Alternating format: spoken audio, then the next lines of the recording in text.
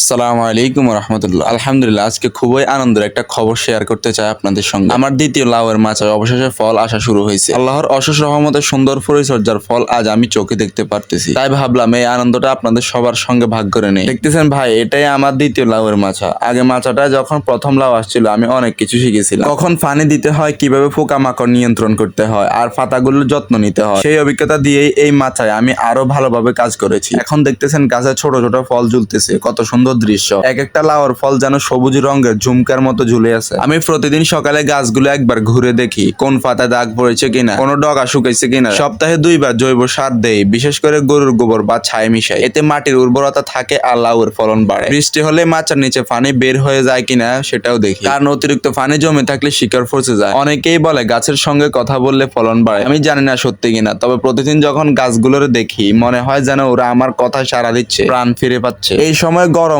আর আর্দ্রতা আবহাওয়ার গাছের যত্ন একটু বাড়াইতেই হয়। সকালে সূর্যের আলো ঠিক মতো পায় কিনা দেখি, আর দুপুরে গরম বেশি হলে গাছের গোড়ায় হালকা পানি দেই। গাছের নিচে শুকনা পাতা বা খড় বিছিয়ে রাখি যাতে মাটির আর্দ্রতা ঠিক থাকে। এগুলোই ছোট ছোট যত্ন, কিন্তু ফল অনেক বড় হয় আলহামদুলিল্লাহ। মাঝে মাঝে দেখি পাতার নিচে ছোট ছোট পোকার ডিম, তখন আমি প্রাকৃতিক উপায়ে নিয়ন্ত্রণ করি। নিম পাতা আর মরিচের রস মিশিয়ে স্প্রে করি, এতে কোনো ক্ষতি হয় না, বরং গাছটা সতেজ থাকে। রাসায়নিক কিছু ব্যবহার করি না, কারণ ঘরে খাওয়ার সবজি, স্বাস্থ্যই আগে, তাই না ভাই? তো ভাইয়েরা, এভাবে আমি আমার লাউয়ের মাচা প্রতিদিন ভালোবাসা দিয়ে কাজ করি। যদি আপনারাও চান ঘরে বসে নিজে সবজি ফলাতে, ভয় পাবেন না। একটু চেষ্টা, একটু যত্ন আর আল্লাহর রহমত, তাহলে আপনিও সফল হবেন ইনশাআল্লাহ। সবাই আমার লাউয়ের চাষের জন্য দোয়া করবেন। দেখা হবে পরের কোনো ভিডিওতে ইনশাআল্লাহ। আল্লাহ হাফেজ। আসসালামু আলাইকুম রহমতুল্লাহ।